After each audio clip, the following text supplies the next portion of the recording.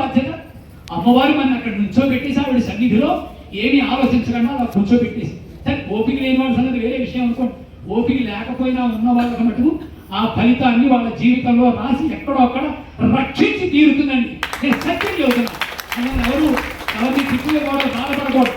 ఇవాళ తెలిసిన విషయం ఏంటంటే భువనేశ్వరి మాత గారు ఎంతో కష్టపడి ఆ ప్రధానార్చకులతో మాట్లాడి అర్ధరాత్రి 12 గంటలకు డబ్బులు ఇవ్వకపోయినా ఎవరు 75,000 రూపాయలు నేను గూగుల్ పే చేస్తే రాత్రి 11:30 టికెట్లు తీసుకుని ఆవిడ డబ్బులు వేసి, ఆవిడ సొంత డబ్బులు వేసి, ఆవిడ వేస్తే వెంటనే ఆవిడ నేను గూగుల్ పే వేసి ఎవరి దాంట్లో బ్యాలెన్స్ అప్పటికే అన్ని వేసాం, హోటల్కి వాటికి వీటికి 12కి ఆవిడ పడుకుంటారు కదా, రాత్రి 12 దాకా కూర్చుని ఇవాళ దర్శనం వాళ్ళకి డబ్బులు ఇవ్వలేదన్నారు.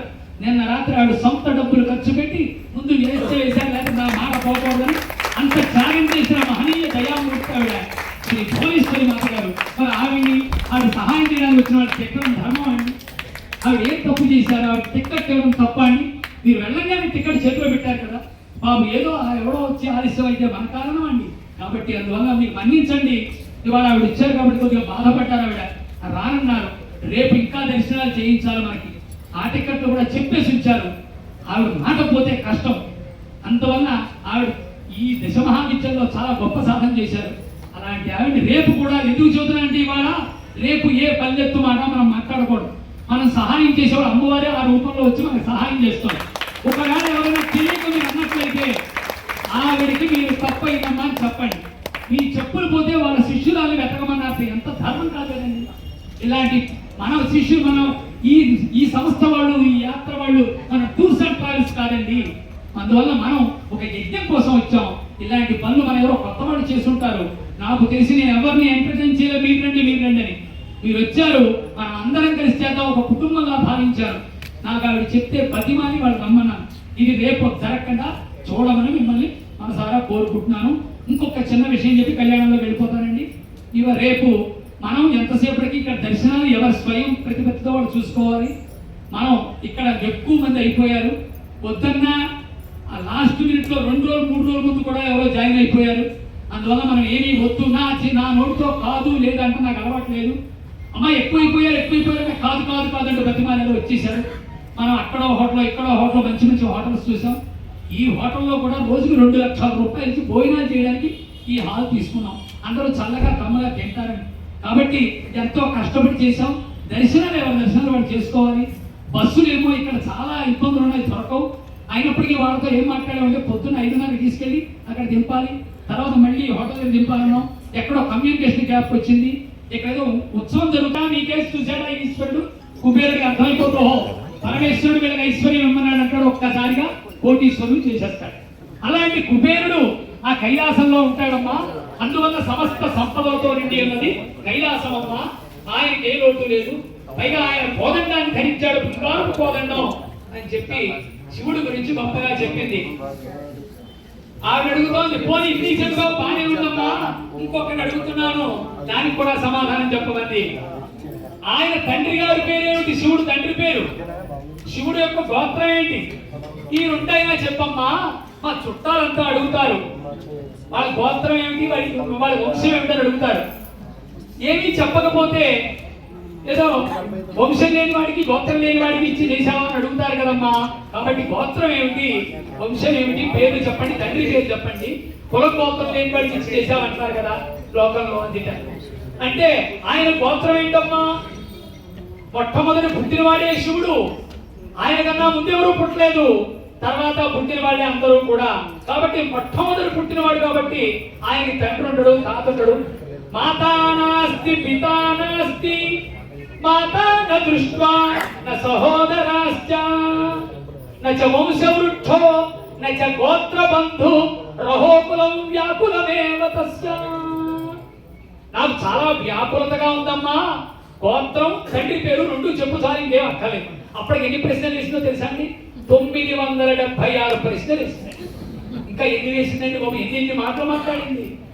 ఇవన్నీ కూడా నిందాస్తుతి అంటారు, నిందిస్తూ స్తుతించడం. ఆయన పరమేశ్వరుడు గురించేమో అరుంధతి దేవి చెబుతోంది. ఎన్ని చెప్పినా వెంటలేదండి. గోత్రం అంది, తండ్రి పేరండి, వెళ్ళ ఈవిడ వెంటలేదు, లాభం లేదు, నా మాట వెండు అని చెప్పి అనుకుంది. ఎవరు అరుంధతిని. అప్పుడు ఆయన్ని ఎవరిని మహావిష్ణువుని పిలిచింది. అన్నగా ఆయన పిలిచింది మహావిష్ణువుని. మహావిష్ణువు చెబితే పార్వతీదేవి తల్లి గారికి బాగా లెక్క, నిత్యం విష్ణుమూర్తిని పూజిస్తూ ఉంటారు. అమ్మా ఎన్ని చెప్పినా వెంటలేదు శివుడి గురించి, ఎన్నో ప్రశ్నలు వేసింది. అంటే దీని అర్థం ఏంటంటే ఆడపిల్ల పెళ్లి చేసేటప్పుడు బాధ్యత అంతా తీసుకుని బాగా పరిశీలించండి, పరిశోధించండి. ఊరికి నేను ఆడపిల్లని చేయకండి, ప్యాకేజ్ చూడకండి, కుటుంబం చూడండి, వంశం చూడండి, అది ముఖ్యమని ఎంత గొప్ప మెసేజ్ కొన్ని యుగాల క్రితం, కొన్ని బ్రహ్మాండాల క్రితం మేనకాదేవి ఈ సమాజంలో ఉన్న ఆడవాళ్ళకి తగ్గించిందండి. అందువల్ల అడిగింది, అమ్మా నీకెందుకమ్మా గొడవంతాను, ఆ ప్రశ్నలన్నీ అలా అడుగుతున్నావు, అబ్బాయి అందం కూడా నీకెందుకమ్మా, అత్తగారికి అందంతో పని ఏంటండి, అందం అన్నావు, అందంతో ఈ గొడవలన్నీ వచ్చాయి. కన్యా వరయతే రూపం.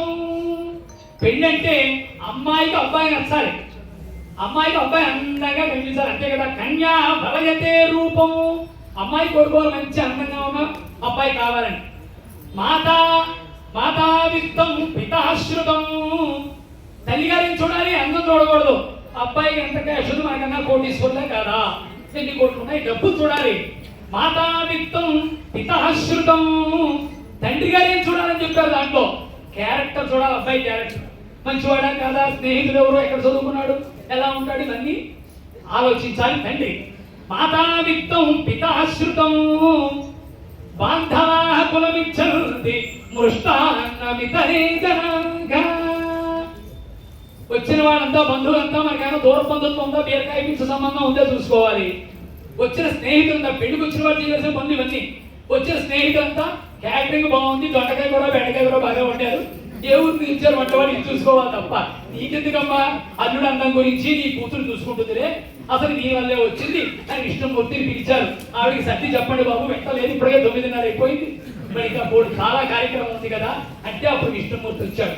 శివ కళ్యాణానికి పెద్ద ఎవరో తెలుసండి, విష్ణుమూర్తి. కామాఖ్యలో శివ కళ్యాణానికి పెద్ద ఎవరో తెలుసండి, రాధా మనోహర్ దాస్ గారు. ఆయన విష్ణువే. ఆయన రాకముందే మీ అందరికీ చెప్పాను ఆయన గురించి మీ అందరికీ చెప్పాను, వస్తున్నాడు ఆయన ఉన్నాడంటే సుదర్శన చక్రం ఉన్నట్టే. ఇవాళ మన భారతదేశానికి, మన తెలుగు వాళ్ళకి, మన అందరి తరఫున హిందూ ధర్మానికి ఓ సుదర్శన చక్రం పట్టుకుని, ఓ శంఖం పట్టుకుని, ఒక ఆయుధం పట్టుకుని తిరుగుతున్నాడు ఆయన. మొదట్లో చాలా శాంతమూర్తిగా ఉండేవాడు ఆయన. 2023లో వచ్చినప్పుడు పాపం సామాన్యంగా ఉండేవాడు ఆయన. కాశీ వచ్చాడు, విశ్వనాథుడి దగ్గరికి వచ్చాడు, గంగలో మునిగాడు. ఆయన త్రిశూలం ఇచ్చాడో ఏమి ఇచ్చాడో ఆయన తెలియదు, కానీ నాకు విశ్వనాథుడికి ఆయన ఏమో చెప్పాడో అప్పటి నుంచి ప్రారంభం. అసలు ఆయన ఎన్ని చోట్ల ఖండిస్తూ, ధర్మాన్ని రక్షిస్తూ, ఆయన ఉత్సాహం చేస్తూ మనందరి తరఫున పోరాడుతున్నాడండి ఆయన. ఆయన ఇవాళ శివకళ్యాణానికి విష్ణువు పంపించినటువంటి విష్ణు భక్తుడు. అలాంటి మన ప్రియమైనటువంటి అంటే ఎంతో ఇష్టం, ఆయన అంటే నాకు ఎంతో ఇష్టం. ఆయన ఉంటే కానీ, విష్ణుమూర్తి ఉంటే కానీ యజ్ఞం పూర్తవదు. శివుడికి అమ్మవారికి కళ్యాణం చేస్తే విష్ణుమూర్తి అలాగండి. మహావిష్ణువు బోడ, ఆయన బోడా విష్ణువు అండి. శంకరుణ్ణే బోడా శంకరుడు అంటాం, కానీ విష్ణువు ఎంత గొప్పవాడు అండి. స్మరణ మాత్రం చేత ఎక్కడో తిరుపతిలో వెంకటేశ్వర స్వామి ఉంటే ఇక్కడ ఎన్ని కోరికలు మొక్కుకున్నా అన్ని తీర్చేస్తున్నాడే. ఒకడెవడో మొక్కుకున్నాడు, ఈ దేశంలో ఉన్న సంపద అంతా దోచేయాలి, ఒరే కానివరాని అన్నాడు.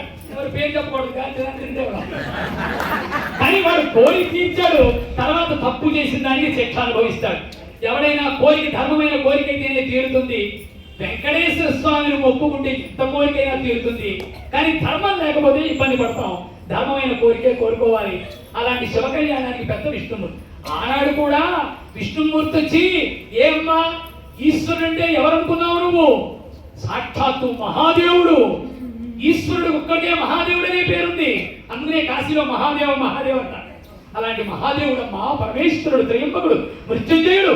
నీకొక్కటి చెబుతున్నాను విను. రోజు నేను ఆయన్ని పూజ చేస్తూ ఉంటాను, కానీ నీ అల్లుడైన శంకరుడు ఎవ్వరికీ పూజ చేయడమ్మా, అంతటి గొప్పవాడు, మాకన్నా ముందు పుట్టినవాడు అని చెప్పి శంకరుడి నుంచి సాక్షాత్తు మహావిష్ణువే చెప్పేటప్పటికి అమ్మవారి తల్లి మేనకాదేవి సంతోషించి, అమ్మయ్య అప్పుడు నేను వచ్చి హారతిస్తానండి. ఏమయ్యా నారదుని పిలిచాడు విష్ణుమూర్తి, ఇప్పటిదాకా బాగానే వచ్చాడు కదా ఆయన, ఆభరణాలన్నీ వేసుకున్నాడు, పట్టు వస్త్రాలు కట్టుకున్నాడు, అందంగా ఉన్నాడు, అలంకారం చేసుకున్నాడు, బొగ్గం చుక్క పెట్టుకున్నాడు, కళ్యాణం కొట్టు పెట్టుకున్నాడు, పాశిగాలు కట్టుకున్నాడు. ఇప్పటిదాకా బాగానే కనిపిస్తున్నాడు మనందరికీ, ఆవిడకి ఒక్కడికి ఎలా కనిపిస్తున్నాడు, ఆవిడకి అలా కనిపించదని చెప్పవయ్యా, నువ్వు వెళ్ళి మధ్యలో ఉన్నావు కదా నారద, వెళ్ళి చెప్పు, కాడికి ఎక్కడ కూర్చుంటావేమిటి అన్నాడు. నారదుడిని పంపించాడు. ఏమయ్యా, ఆయన శంకరుడి దగ్గరికి వెళ్ళాడు నారదుడు. ఏమయ్యా, ఇప్పుడు మా అందరికీ బాగా కనిపిస్తున్నావు, ఆవిడకి ఒక్కడికే ఇలా కనిపిస్తున్నావు ఏమిటయ్యా అని శంకరుడిని వేడుకున్నాడు. విష్ణుమూర్తి చెప్పమన్నాడు, నీకు నువ్వు ఇలా ఉంటే భయపడుతోంది నీ అత్తగారు ఆరతి ఇవ్వడానికి, మామూలు రూపానికి అందమైన రూపానికి వచ్చేది తండ్రి అని నారదుడు బతిమాలాడతాడు శివుణ్ణి. అంటే ఏం లేదయ్యా, మా అత్తగారిని పరీక్షిద్దామని ఈ వేషం వేసి, అయ్యా పెళ్ళి తను పరీక్షించుకోవాలి, ఆయన పెళ్లి ముందు మమ్మల్ని పరీక్షించుకోవాలి, ఆయన దండం పెట్టాక ఈశ్వరుడు వచ్చాడు, కూర్చున్నాడు. ఆయనకి ఏదో ఈ కళ్యాణ మండపంలో ఉన్న చెక్కపీట వేసాము, ఎలా కూర్చుంటాడో పరమాత్మ నవరత్న సింహాసనం మీద కూర్చునే ఆ పరమాత్మ ఆయనకి 4 కోళ్ళు, ఒక వేదం ఋగ్వేదం, యజుర్వేదం, సామవేదం, అథర్వవేదం, ధర్మం, జ్ఞానం, వైరాగ్యం, ఐశ్వర్యం అనే సమస్త ధర్మాల మీద వేదం మీద శివుణ్ణి ఆసనంగా వేసి, ఏదో మా మే ఫ్లవర్ లో ఇక్కడ ఇలాంటి ఏదో ఆసనం వేశాం కానీ ఈ వేదాలయ్యా, ఈ వేదాల మీద కూర్చోమన్నాం. శంకరుడు కూర్చున్నాడు. వాళ్ళు అడిగారు, ఆ నీళ్ళే శంకరుడు ఈశ్వరుడు యొక్క పాద స్పర్శ చేసిన నీళ్లు ఎంత పవిత్రమండి. ఈశ్వరుడు వీపును తగులుతూ వచ్చే గంగే సమస్త పాపాలు తీసేస్తోంది. ఈశ్వరుడు పాదాలు కలిగిన నీళ్లు మమ్మల్ని మనందరం చదువుకుని మనంతా పవిత్రమైన కూడా అలాంటి అదృష్టాన్ని ఈశ్వరుడు. అలాంటి పరమాత్మ కళ్యాణానికి ఆయన పెళ్లి పెద్ద విష్ణుమూర్తి. ఆ రోజు కూడా కళ్యాణ మండపం పక్కనే కూర్చున్నాడు మన రాధా మనోహర్ దాస్ గారి లాగా విష్ణుమూర్తి. కూర్చుని, ఎవరండి క్యాటరింగ్ వాళ్ళు, మీరు పక్కకి తప్పుకోండి, క్యాటరింగ్ వాళ్ళు ఎవరికి పురమాయించారో తెలుసా అండి, ఏదో డ్రెస్ వేసుకుని అందంగా చీర కట్టుకున్న వాళ్ళకి కాదు. ఇప్పుడు చూడండి, మన పెళ్లిళ్ళలో క్యాటరింగ్ వాళ్ళు వస్తూ ఉంటారు, వాళ్ళు బంధువులు తెలియదు, క్యాటరింగ్ వాళ్ళు తెలియదు, మంచిగా తీసుకొస్తూ ఉంటారు. నేను అనుకుంటూ ఉంటాను, ఆడపిల్లి వారు అడిగితే బాగుంటుంది అనుకుంటూ ఉంటాను.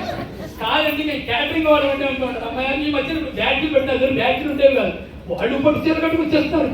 కాబట్టి క్యాటరింగ్ వాళ్ళు వద్దయ్యా, యమ్మ, గంగానది, సరస్వతి, యమున, మీరంతా మీరు వంటలు చేయండి, మీరు మంచినీళ్ళు ఇవ్వండి, మీరు మైసూరు మంచి వేయండి, మీరు ఇడ్లీ పెట్టండి. ఇలా ఆ యొక్క నదీ తల్లిదందరికీ కూడా విష్ణుమూర్తి కుమాయించారు. ఈ నవగ్రహాలు ఉన్నాయి, నవగ్రహాన్ని ఎక్కడ ఉండాలో ఎవరు ఎక్కడ ఉండాలో అక్కడ చెప్పారు. ఇక్కడ కూర్చోండి, ఇక్కడ కూర్చోండి అని చెప్పారు. చెప్పేటప్పటికి శనీశ్వరుడు అనుకున్నట్ట, ఆ విష్ణుమూర్తి చెప్పాడులే, నేను మందగతుని అంటారు కదా, మారుతూ ఉంటానంటారు కదా, నాకు మందత్వం ఉంది కదా, పర్వాలేదు కళ్యాణం జరుగుతూ ఉందిలే, నా కాలు తీసి పక్కవాడి చోట్లో పెడదాం అనుకున్నట్ట. అనుకుని పక్కవాడి చోట్లోకి వెళ్ళిపోయి ఆయన కాలు ఎక్కడ ఉండమన్నాడో విష్ణుమూర్తి అక్కడ ఉండకుండా ఈ శనీశ్వరుడు వెళ్ళి పక్క ఆయన దాంట్లో కాలు పెట్టాడు. ఒక్కసారి భూమి అంతా కిందకు వచ్చేసిందండి. భూమి ఎప్పుడైతే పల్లానికి వచ్చేసిందో సముద్రం పైకి వెళ్ళిపోయిందండి. సముద్రం పైకి వెళ్ళి భూమి బలమైతే ఈ సముద్రం అంతా భూమి మీద కొట్టుకుపోవడం మనంతా అయ్యో ఏదో జరుగుతుంది అనుకున్నాడు. విష్ణుమూర్తి చూశాడు, ఆ యొక్క శనీశ్వరుడు పాదం పక్కన పెట్టాడు. యామయ్యో నీకేం చెప్పాను, నువ్వేం చేస్తున్నావు? వెంటనే సుదర్శన చక్రం తీశాడు, శనీశ్వరుడే ప్రయోగించాడు. వెంటనే సుదర్శన చక్రం వచ్చి ఆయన పాదాల మీద ఖండించింది. అప్పుడు ఆయన పాదాలు తీసి పక్కన, అందువల్ల పాదాలు ఉండవు, శని పాదహీనాయ నమః నామంలో ఉంటుంది. అందువలన అలాంటి అప్పుడు ఎప్పుడైతే చేశారో ఇక్కడ సముద్రం ఏమో పైకి వెళ్ళిపోతుంది. వెంటనే సముద్రాన్ని కిందకి దించాలి, భూమిని లెవెల్ చేయాలి, పైకి వెళ్ళాలి, నీళ్లు కింద ఉండాలి. భూమి ఎత్తుగా ఉంటేనే మనం అంతా ఉంటాం భూమి మీద. కాబట్టి భూమి తొక్కగలిగిన వాడు ఎవరున్నాడు ఇప్పుడు అంటే అగస్త్య మహర్షిని తీసుకొచ్చారండి. ఏమి మహానుభావుడు అండి ఆయన, విష్ణుమూర్తి. ఆయన పిలిచాడు అగస్త్య. ఇంత కొన్ని వేల మంది మహర్షుల్లో ఈ యొక్క పని చేయగలిగిన వాడు ఏకైక వ్యక్తి, మహస్సంపన్నుడు, శక్తివంతమైన మహర్షి కేవలం అగస్త్య మహర్షి. ఆయన పిలిపించారు అగస్త్యుడిని. యావయ సముద్రం మధ్యలో ఉండు, నువ్వు ఆ సముద్రం కింద గెడుతుందన్నారు. ఆ సముద్రం మధ్యలో గట్టి నుంచున్నాడు. ఎందుకంటే దేవతలంతా విమానాల్లో వచ్చారు. ఈ నీటి దెబ్బకి విమానాన్ని ఎగిరిపోతే వాళ్ళు ఊడకబడి ఎలా వెళ్తారని విమానంలో.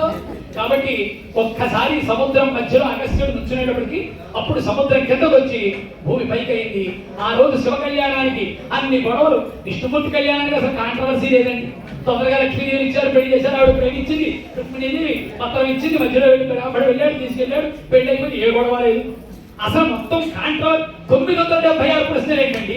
ఒక పెళ్లి వారిని పక్కన నుంచోబెట్టేసి ఆరతివ్వకుండా ఆవిడ పెళ్లి కొడుకు కోపం వస్తున్నారు అన్న సేపు నుంచోబెడితే అన్ని ప్రశ్నలు వేసి ఇంత గొడవ అయిపోయి ఇంత గోడ అయిన తర్వాత విష్ణుమూర్తి చెబితే విష్ణుమూర్తి నిలబడితే ఆ కళ్యాణం జగత్ కళ్యాణమై మనందరినీ రక్షించింది. మిగతా కళ్యాణం వెళ్ళిపోదాం. అదో పార్వతీ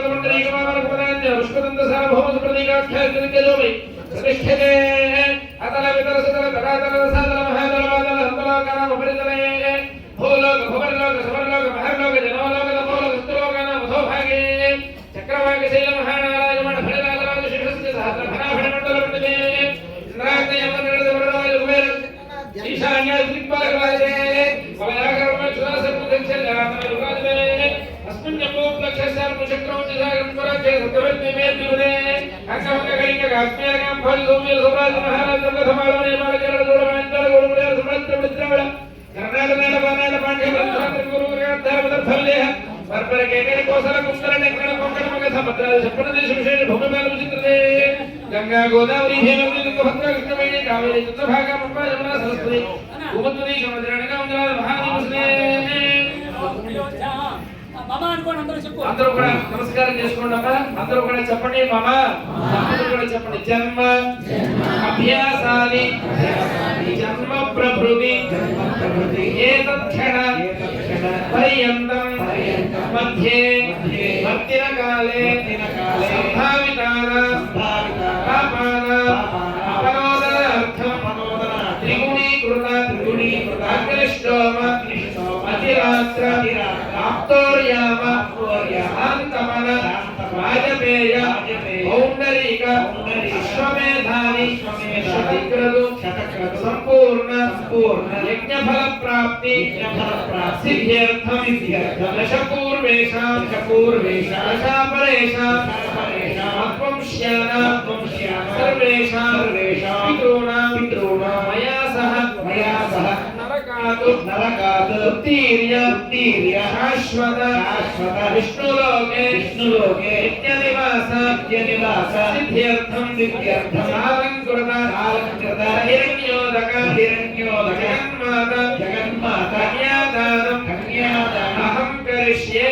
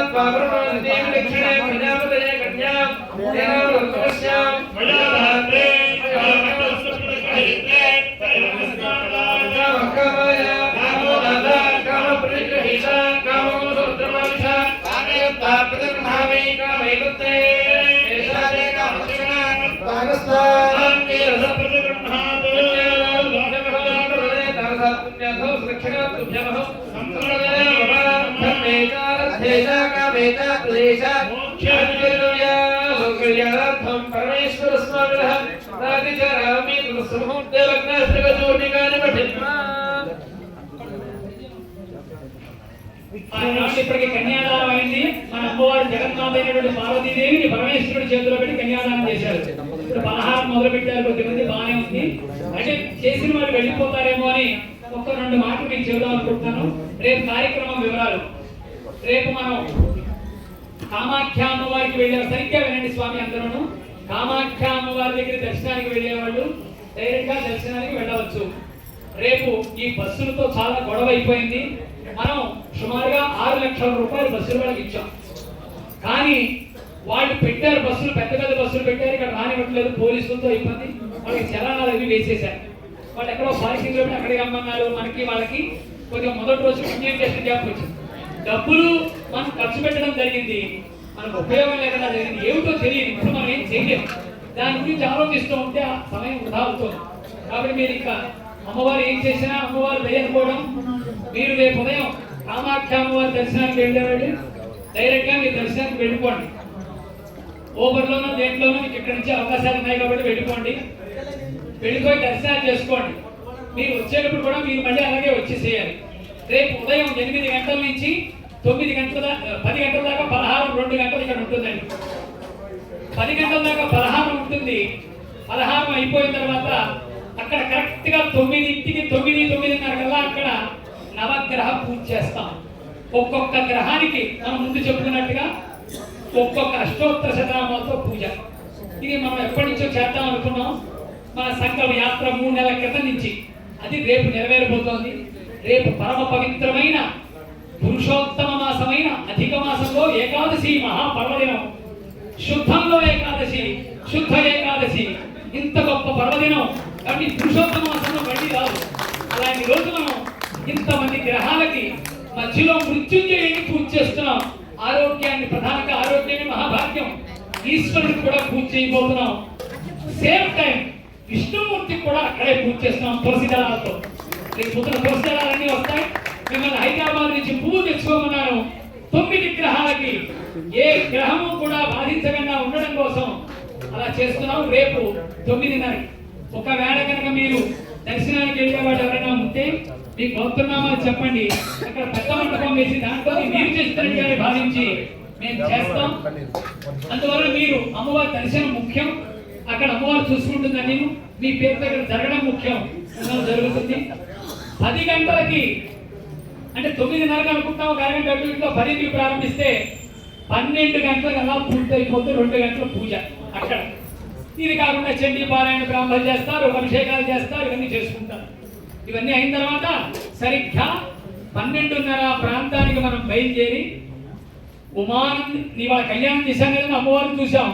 ఉమానందుడి దగ్గరికి 2 గంటలకి అక్కడికి బ్రహ్మపుత్ర నది మధ్యంలో ఉన్నటువంటి అమ్మవారి యొక్క పతిదేవుడైనటువంటి పరమేశ్వరుణ్ణి మనం దర్శనం చేసుకోబోతున్నాం.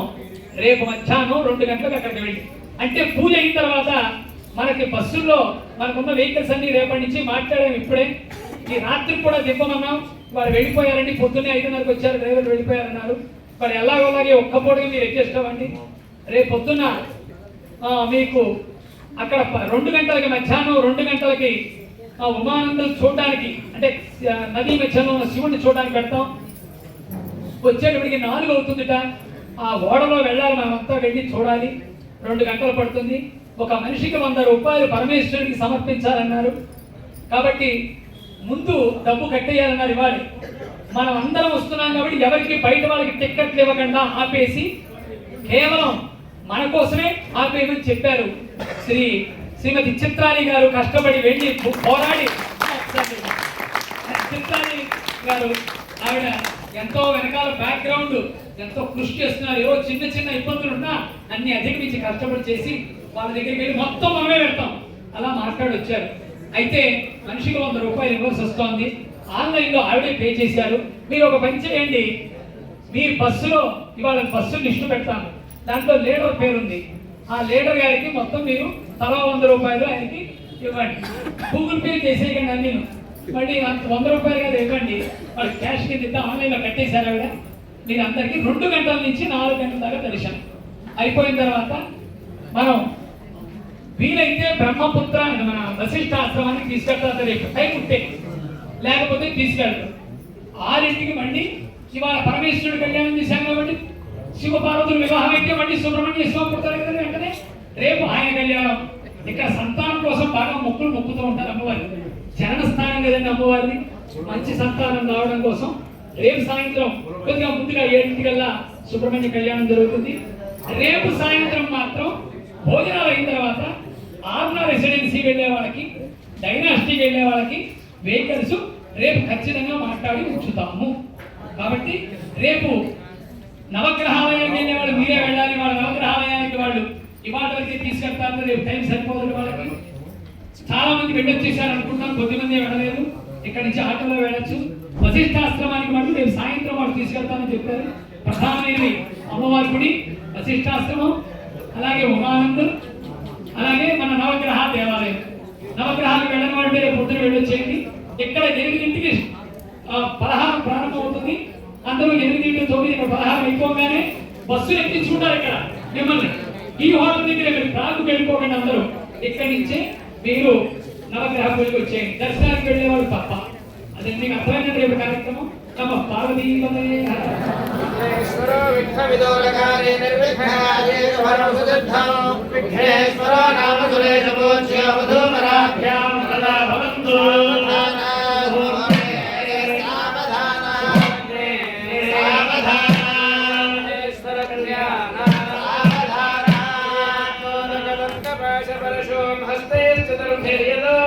భక్తానామఖిలేష్టకార్య విలసతు శ్రీ సిద్ధి విఘ్నేశ్వరః శుద్ధస్వర్ణే భక్తసన్నవదనః కృష్ణాజనాకృతో గౌరీగర్భసమద్భవస్తు భవతాం కుర్యాత్ సదా మంగళో. సావధాన సుముహూర్తే సావధాన విమలగ్నే శ్రీ ఉమామహేశ్వర ధ్యాన సావధాన. బ్రహ్మముఖేంద్ర సురేంద్ర పూజిత పదో బ్రహ్మాండ పూర్ణోదరో బ్రహ్మాది ప్రతిబంధమోక్షణపరో బ్రహ్మస్వరూపోక్షయః సాదృశ్యాదిక జన్మ మృత్యురహితః సద్భక్తి ముక్తిప్రదః పార్వత్యా సహిత శివ శివకరః కుర్వంతు వా మంగళం. సావధాన సుముహూర్తే సావధాన శుభలగ్నే సావధాన ఉమామహేశ్వర ధ్యాన సావధాన. ఈశార్ధాంగ నివాసిని పశుపతే ఆనంద సంవర్ధిని కళ్యాణి గిరినాయక ప్రియసుత గౌరీ భవానీ శివా శ్రీ పంచాక్షరమార్థపాఠనిరత కాత్యాయని పార్వతీ నిత్యానందమయీ శివస్స భవతా కుర్యాజ్జగన్మంగళం. సావధాన సుముహూర్తే సావధాన శుభలగ్నే సావధాన లక్ష్మీనారాయణ ధ్యాన సావధాన. శంభుడోటిమరుగో శంభోటి వల్లభో దీర్ఘాచారుడజంబుడాక్షిగహనః విస్మృతాంధ్రుగః కుంభకుంభకుంభకుంభగహనః ధింకారవాటింకిమో యోగారుంబుడుండుభాండవలయః ఉల్క్యాచ్చిరం మంగళం. సుముహూర్తే సావధాన శుభలగ్నే సావధాన శ్రీ ఉమామహేశ్వర ధ్యాన